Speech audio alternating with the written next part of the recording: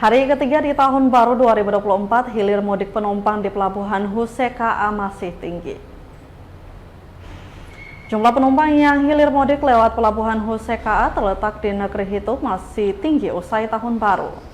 Menurut Koordinator Pelabuhan Huse KA Hitu, Hasan Uwen, kenaikan jumlah penumpang terjadi mulai tanggal 20 Desember dan hingga kini masih terpantau tinggi, yakni mencapai 250 penumpang per hari dibanding kondisi normal yang rata 100 penumpang. Pelabuhan Huse KA sendiri melayani pelayaran ke sejumlah desa di Kabupaten Seram bagian Barat atau SBB, diantaranya Negeri Iha, Uhe, Tanah Goyang, Olas, Ani, dan Loki. Waktu operasional pelabuhan mulai dari pukul 7 pagi sampai dengan 1 siang.